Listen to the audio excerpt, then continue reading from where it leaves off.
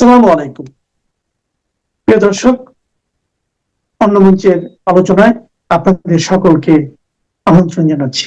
নরেন্দ্র মোদীর ভারত যে বড় কঠিন ঠাঁই, এটা যদি এখনো না বুঝে থাকেন ট্রাম্প, তবে আগামী দিনে আরো কঠিন মূল্য চুকিয়ে এই সত্যটি তাকে বুঝতে হবে।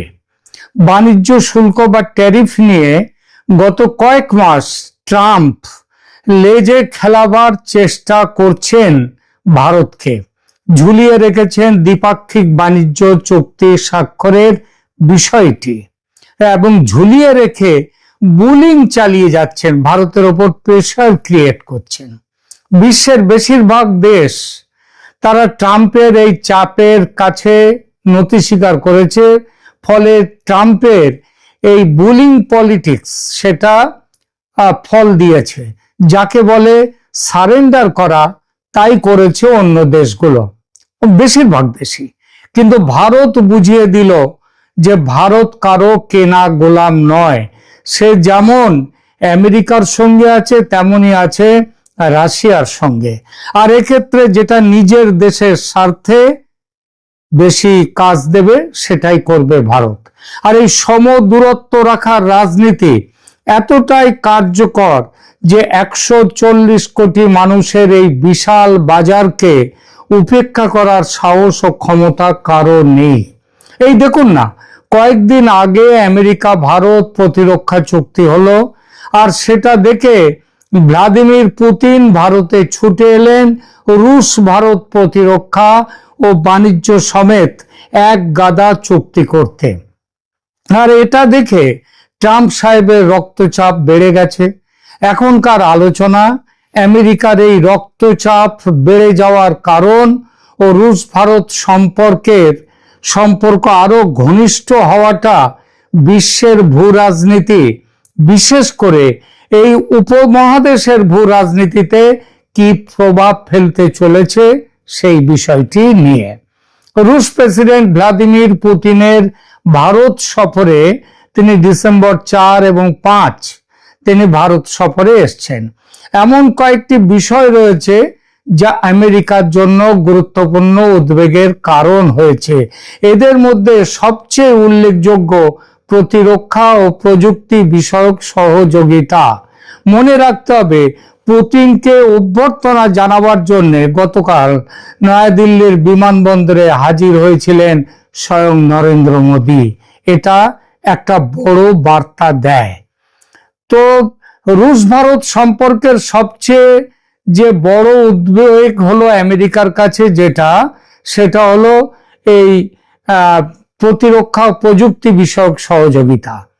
অত্যাধুনিক রক্ষণাত্মক ব্যবস্থার ক্রয় করা, এবং শুধু ক্রয় করা নয়, ভারতেও সেই সমস্ত রাশিয়ান সেই সমস্ত রক্ষণাত্মক ব্যবস্থা, অস্ত্র ইত্যাদি সহ উৎপাদন করা, অর্থাৎ ভারত রুশ যৌথভাবে এইটা উৎপাদন করা, এটা হচ্ছে সব থেকে আমেরিকার উদ্বেগের বিষয়।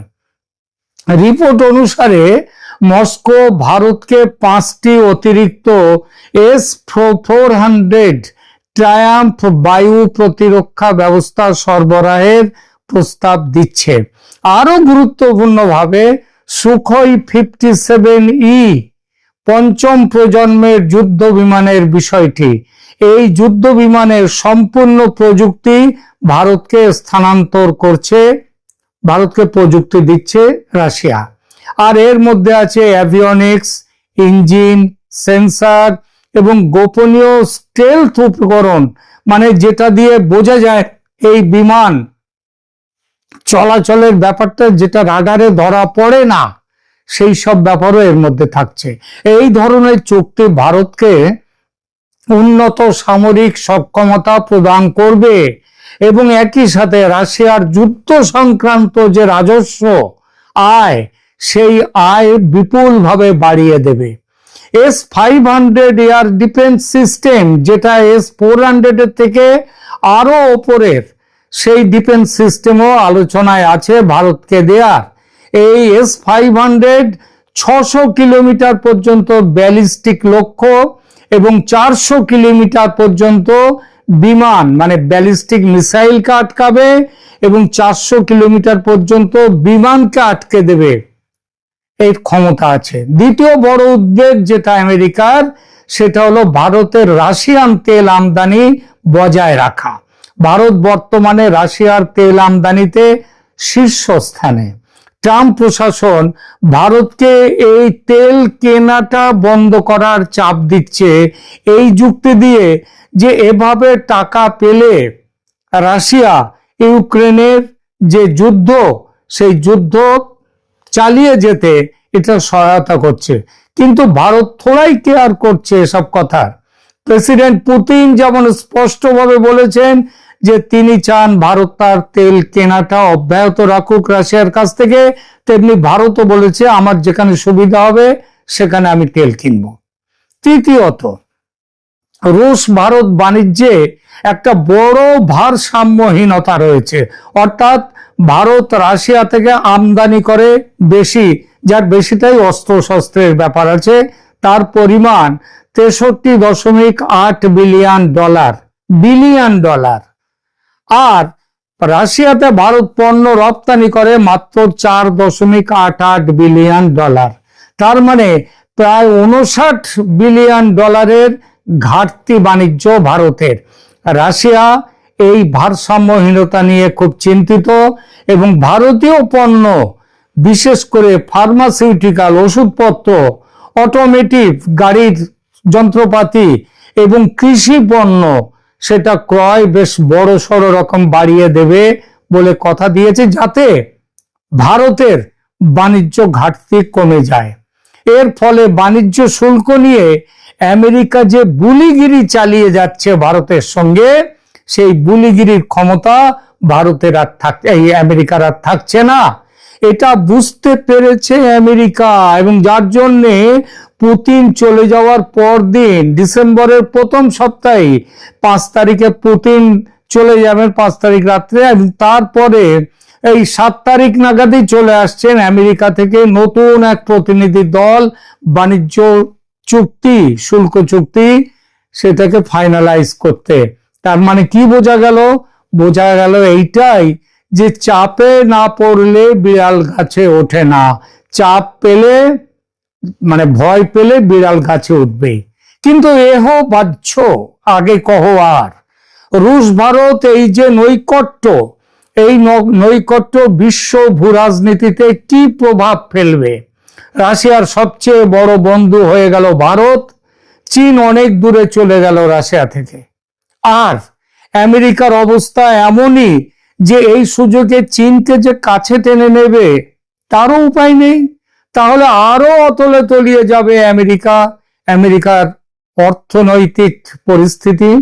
চীনকে রুখতে জাপান, অস্ট্রেলিয়া ও ভারতকে নিয়ে এই ইন্দো প্যাসিফিকে যে কোয়াড্রিল্যাটারাল সিকিউরিটি ডায়ালগ বা কোয়াড তৈরি করেছে, সেটা আর কার্যকর থাকবে না। সুতরাং ভারতের কাছ থেকে কিল খেয়ে কিল হজম করা ছাড়া আমেরিকার সামনে আর কোনো রাস্তা নেই। আর এর কি প্রভাব পড়বে বাংলাদেশের ওপর? এবার সেই প্রসঙ্গে দুই কথা। ইউনুসকে নিয়ে আমেরিকা এখনো নানান খেলা খেলতে চাইছে, ঝেড়ে কাশছে না আমেরিকা। দিল্লিতে, দোহাতে খলিলুর রহমানের সঙ্গে অজিত ডোভালের বৈঠকে মার্কিন প্রতিনিধিরাও হাজির ছিলেন এবং ভারতের সঙ্গে তারা একযোগে বাংলাদেশে ফ্রি, ফেয়ার অ্যান্ড ইনক্লুসিভ ইলেকশনের কথা বলছে, আওয়ামী লীগের ওপর থেকে নিষেধাজ্ঞা প্রত্যাহারের কথা বলছে, এমনকি ইউনুসকে সরিয়ে দিয়ে শেখ হাসিনার তত্ত্বাবধানে একটি কেয়ারটেকার সরকার গঠন ও সেই সরকারের অধীনে নির্বাচন করার যে ভারতীয় প্রস্তাব, সেই প্রস্তাবেও আমেরিকার প্রতিনিধিরা সহমত জানিয়েছে। কিন্তু আবার একই সঙ্গে ইউনুসকে রাশ টানার ব্যাপারে কিছু করছে না। ইউনুস এখন চেষ্টা করছে নির্বাচন পিছিয়ে দিতে, নির্বাচন যাতে না হয় সেই ব্যবস্থা করছে, এবং ইউনুসের এখনো যে যা খুশি তাই করে যাওয়া আমেরিকা সেখান থেকে সুতো ছাড়ছে। অর্থাৎ আমেরিকার এই যে 2 নম্বরই একটা ব্যাপার, এই ব্যাপার আর মেনে নিতে রাজি নয় ভারত। বাংলাদেশে ব্যবস্থা নিতে ইতিমধ্যে অনেক দেরি হয়ে গেছে। মোল্লাতন্ত্র ও জঙ্গিতন্ত্র খেয়ে ফেলেছে দেশটাকে, আর দেশটাকে খেয়ে ফেললেই যে হবে তা তো নয়, আর দেরি করলে ভারতের অভ্যন্তরীণ নিরাপত্তা বিপন্ন হবে। এটা হিসাব করে ভারত যুদ্ধ প্রস্তুতি শুরু করে দিয়েছে খুব ভালোভাবেই, এবং এখন বাংলাদেশকে সব দিক দিয়ে ঘিরে ফেলেছে। 3 দিকে তো এমনিতেই, এবং ভারতের নৌবাহিনী পর্যন্ত এখন চট্টগ্রামের ওখান থেকে বঙ্গোপসাগরে সেখানেও ঘেরাটোপ দিয়ে ফেলেছে। ভারত জানে বাংলাদেশের সামরিক অভিযান যদি এই মুহূর্তে চালানো হয়, আমেরিকা কিছুতেই ভারতের বিরুদ্ধে যেতে পারবে না। তাকে চুপচাপ বসে বসে দেখতে হবে ভারতের সামরিক অভিযান। এমনও হতে পারে আমেরিকা ভারতকে সমর্থন করবে সেই অভিযানে। আমেরিকার হাত আগেই বাঁধা ছিল, সেই বাঁধন আরো শক্ত করে দিল রুশ প্রেসিডেন্ট পুতিনের ভারত সফর এবং সফরে স্বাক্ষরিত চুক্তিগুলো। বলা বাহুল্য, এর পরে ট্রাম্প সাহেবের মনে ভারতের বিরুদ্ধে ব্যবস্থা নেয়ার বাসনা জাগার কোনো কথাই আর ওঠে না, উঠবে না। জানা যাচ্ছে সম্প্রতি অজ্ঞাত আততায়ীদের হাতে একের পর এক মোট 31 জন বিদেশি নিহত হয়েছে ঢাকা ও চট্টগ্রামে। এদের মধ্যে 17 জন আমেরিকার সিক্রেট ইন্টেলিজেন্স বা সামরিক বিভাগের লোক। বাকি 14 জনের বেশিরভাগ পাকিস্তানি গোয়েন্দা সংস্থা আইএসআই এর। আবার কয়েকজন আছে তুরস্কের গোয়েন্দা সংস্থা মিলি ইস্তিবারাত তাশকিলাতি বা এমআইটি সংস্থার। এতদিন পাকিস্তানের লাহোর, করাচি, ইসলামাবাদে আকাশ থেকে উড়ে আসতো এই আননোন গানম্যানরা। তারা এসে খতম করে দিত ওই পাকিস্তানি জঙ্গিদের যারা ভারতে নাশকতার কাজে যুক্ত। এখন সেই সেই আননোন গানম্যান আকাশ থেকে উড়ে আসতে শুরু করেছে বাংলাদেশেও। আর একের পর এক এদের অপারেশনে আমেরিকা এতটাই ভয় পেয়েছে যে ঢাকায় আর কেউ থাকতে চাইছে না, সবাই চলে যেতে চাইছে বাংলাদেশ থেকে, আর নতুন করেও কেউ আসতে চাইছে না। ট্রাম্পের মাথা থেকে বাইডেনের ভূত বিদায় নিচ্ছে খুব দ্রুত, খুব দ্রুত। এখন বাংলাদেশে ট্রাম্পের মন্ত্র কি? ভারতং শরণং গচ্ছামি, মোদিং শরণং গচ্ছামি। এই পরিস্থিতিতে রুশ ভারত বর্তমান সমঝোতা, আমেরিকার বাংলাদেশ নিয়ে এই যে খেলাধুলো করছে এখনো, সেই খেলাধুলোয় দাড়ি টেনে দেবেই। কারণ সর্বনাশের অর্ধেক ভালো, এটা তো প্রবাদেই আছে। বাংলাদেশে ভারতের অপারেশন ইতিমধ্যেই শুরু হয়ে গেছে, আর অপারেশন শেষ হতে খুব বেশি দেরি হবে না। আমেরিকা এটা বুঝেছে। আজকে একটা ছোট আপডেট দেব বলে আপনাদের সামনে এলাম। এটা কনফার্ম হয়েছে যে আজকে রাতে ফেরার আগে, পুতিন দেশে ফেরার আগে রাতে 9টায় উনি দেশে ফিরছেন। তার আগে উনি দেখা করবেন 7টার সময় দ্রৌপদী মুর্মু, আমাদের রাষ্ট্রপতি, মহামান্য রাষ্ট্রপতির সঙ্গে। তারপর আধ ঘন্টার জন্য উনি মিট করবেন বাংলাদেশের প্রধানমন্ত্রী শেখ হাসিনার সঙ্গে। ওখান থেকে ডিরেক্টলি তিনি এয়ারপোর্ট চলে যাবেন। এয়ারপোর্ট থেকে 9টার সময় উনি ভারতের মাটি ছাড়বেন। এখন এর মধ্যে যে প্রোগ্রামগুলো আছে তার মধ্যে একটা জিনিস জানা গিয়েছে, কাল রাত্রির অনেক রাত অবধি জেগেছিলাম। আমি সকালবেলা উঠে এই ভিডিওটা করে আমি একটু বেরোচ্ছি, কারণ আমার একটা মামলা রয়েছে, সে মামলাটা আমায় অ্যাটেন্ড করতে হবে।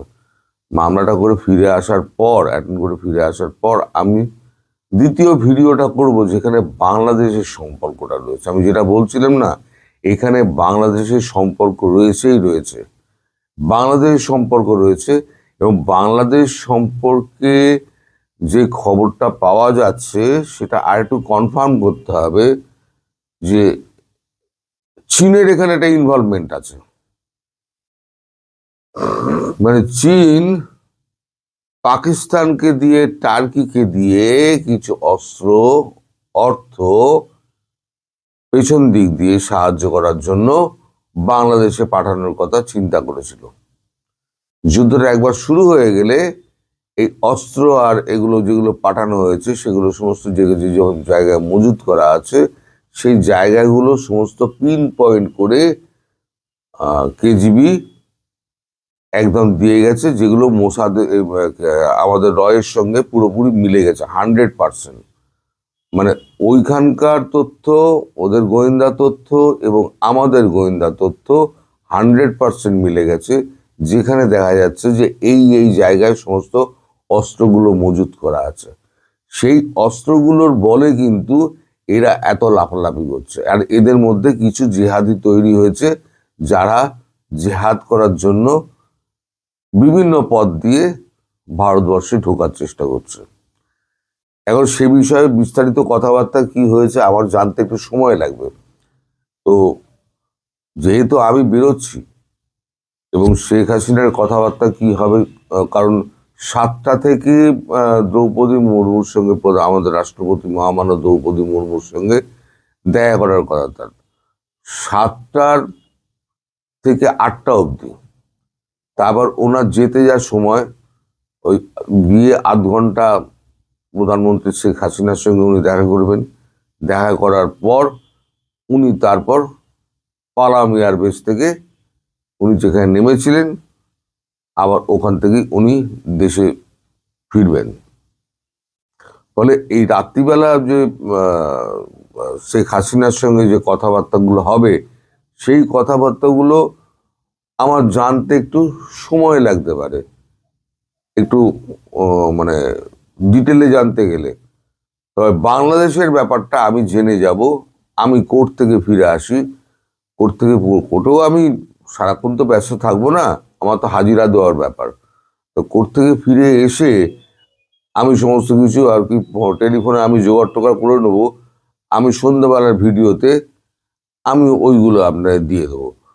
ওই সন্ধ্যাবেলার ভিডিওটা যদি একটু দেরি হয় আপনারা অপেক্ষা করবেন, কারণ যেহেতু কোর্ট থেকে আমি আসব, এসে আমি খবরাখবর নিয়ে ভিডিওটা করে আপলোড করে তারপরেতে ছাড়তে গেলে যে সময়গুলো লাগে, হয়তো আমি মানে ভারতীয় সময় 6:30টার জায়গায় আমি হয়তো 7টায় ছাড়তে পারি। এই সময়টুকু আপনারা একটু অপেক্ষা করবেন আমার জন্য। আর সেই সময়তে আমি জানতে পারবো মানে বাংলাদেশের সম্পর্কে সম্পূর্ণ ব্যাপারটা জানতে পারবো, কি চক্রান্তটা হয়েছিল, চীন পেছন দিক দিয়ে কি চক্রান্তটা খেলছে। সামনে আমাদের বন্ধুত্বের হাত বাড়াচ্ছে বাজারটা পাওয়ার জন্য, কিন্তু পেছন দিক দিয়ে চীন চিরশত্রুই থাকবে। সেটা ওই জন্য বলেছিলাম রাশিয়াও বিশ্বাস করে না, ভারতও বিশ্বাস করে না। চীন চীনই, চীনের পরিবর্তন হবে না।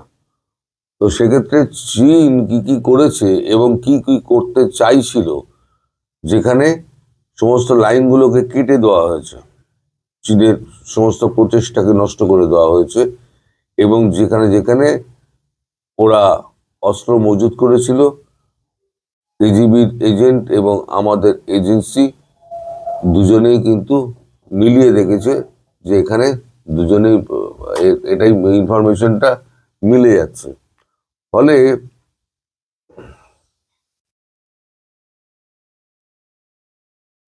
ফলে আমাদের এখানে যে এইগুলোকে নিয়ে এখন রাশিয়ান একটা টিম থেকে, কেজিবির একটা টিম থেকে যাচ্ছে এইখানে, আর রয়ের একটা টিম, এরা দুজনে একসঙ্গে কাজ করবে। একসঙ্গে কাজ করে আগে যেটা ঠিক করা হয়েছিল হয়তো ছোটখাটো দিয়ে হয়তো বাংলাদেশটাকে সামলে দেওয়া যাবে। এখন দেখা যাচ্ছে যে বাংলাদেশ এমন একটা পর্যায়ে পৌঁছে গেছে যেখান থেকে বাংলাদেশকে ফিরিয়ে আনা খুব মুশকিল। ফলে এবার যে আঘাতটা আসবে, খুব শিগগিরই হয়তো আঘাতটা আসবে, হয়তো পুতিন যাওয়ার আগেও, পুতিন যাওয়ার পরেই হয়তো এই আঘাতটা আসবে। কিন্তু তার আগে মানে এই সমস্ত ঘর গোছানোর ব্যাপারগুলো এরা দুটো দেশ মিলে, দুটো দেশের গোয়েন্দা সংস্থা মিলে এগুলোকে ঠিক করবে। ঠিক করে তারপরেতে বাকি খবর কি হয়, এই খবরটুকু পাওয়া গেছে কাল রাত অবধি। বাকি খবরটা কি হয় বাংলাদেশ নিয়ে, সেই খবরটা আমি জানতে পারবো রাত্রিবেলাতে। মানে আমি ফিরে আসার পর আমি আপনাদের জানাতে পারবো রাত্রিবেলাতে। আর শেখ হাসিনার সঙ্গে দেখা যখন হবে সেটা হয়তো 8টার পরে, 8টা সোয়া 8টা নাগাদ দেখা করে উনি আধ ঘন্টা কথা বলবেন, যেটা শিডিউল আছে। আধ ঘন্টা কথা বলে এবার উনি সোজা পালাম এয়ারবেসের দিকে চলে যাবেন, যেখান থেকে উনি ফ্লাইট ধরবেন। তো ওই সময়টুকুর জন্য আপনারা একটু অপেক্ষা করবেন। ওখানে আমি যতটা পারবো আমি কোর্ট থেকেও টেলিফোন দেবো, আমি কোর্ট থেকেও চেষ্টা করবো বাইরে এ করে যে খবর টবরগুলো জোগাড় করা, বাংলাদেশের কোন কোন অংশ কি কি ব্যাপারে এর মধ্যে জড়িয়ে রয়েছে। নইলে এত তড়িঘড়ি পুতিন আসতেন না। পুতিন এটাই বলতে এসছেন যে এর পেছনে চীনের এই চক্রান্ত রয়েছে। দেখুন, এই হচ্ছে আমাদের ইন্টেলিজেন্স রিপোর্ট, আপনাদের ইন্টেলিজেন্স রিপোর্ট আনুন, আর দুটোকে মেলান, দুটোকে মিলিয়ে দেখা যাচ্ছে ঠিক আছে। তাহলে এটা হচ্ছে একদম কনফার্ম খবর। ওই জন্য উনি তাড়াতাড়ি এসছেন, কোনো ডিপ্লোম্যাটিক চ্যানেলে উনি কোনো বার্তা পাঠাননি। উনি তাড়াতাড়ি এসে উনি সমস্ত কিছু বলে টলে গেছেন, আলোচনা করে গেছেন। এবার রাশিয়ার রোল কি হবে এই যুদ্ধে, বাংলাদেশ যুদ্ধে রাশিয়ার রোল কি হবে এবং ভারতের রোল কি হবে, রেসিপ্রোকাল একটা ব্যাপার আছে না। এখন ভারতের মাটিও রাশিয়া ব্যবহার করতে পারবে, রাশিয়ার মাটি ভারতও ব্যবহার করবে। আর একটা কথা শোনা যাচ্ছে, রাশিয়ার ওপরে আঘাত মানে ভারতের ওপরে আঘাত, আর ভারতের ওপরে আঘাত মানে রাশিয়ার ওপরে আঘাত। এরম একটা চুক্তি আজকে হায়দ্রাবাদ হাউসে এই 1:30টার সময় এখন একটা হবে।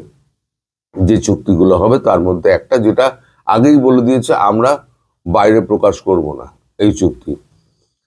এখন তারপরে একটা বিজনেস মিটিং হবে, সেখানে নানান রকম সইসাবুত হবে। ইতিমধ্যে আমাদের বাণিজ্য মন্ত্রী পীযূষ গোয়াল তাদের বাণিজ্য সমস্ত প্রতিনিধি দলের সঙ্গে মিট করেছেন, এবং পীযূষ গোয়াল তিনি একটা টুইট করে জানিয়ে দিয়েছেন যে আমাদের মধ্যে খুব ভালো সম্পর্কের মধ্যে দিয়ে, একটা আলাপ আলোচনার মধ্যে দিয়ে আমরা বাণিজ্য করে নিয়েছি, সেটা টুইটারে উনি লিখেছেন। তো সমস্ত ব্যাপারটা নিয়ে আমি সন্ধ্যেবেলা একটা ডিটেল ভিডিও করব। এখন এইটুকু আপডেট আপনার জানাবার জন্য এলাম যে আজকে আমি যেটা বলেছিলাম আমার খবর পাকা ছিল। আজকে দেশে ফেরার আগে শেখ হাসিনার সঙ্গে দেখা করে তার সঙ্গে কুশল বিনিময় করে, নিশ্চয়ই কোনো রকম ব্যাপার ট্যাপার আছে, খবরটা পেতে হয়তো আমার হয়তো আগামীকাল হবে, কিন্তু খবর আমি পাবো আগামীকাল হয়তো হবে। কিন্তু আজকে মিটিংটা কখন হবে সেটার উপরে নির্ভর করছে যে খবরটা কি হবে না হবে। তবে বাংলাদেশ নিয়ে ইস্যু নিয়ে একটা বড় খবর কিছু আছে। আপনারা সন্ধ্যেবেলা আমার জন্য অপেক্ষা করবেন। সবাই ভালো থাকবেন, সুস্থ থাকবেন এবং সাবধানে থাকবেন। নমস্কার।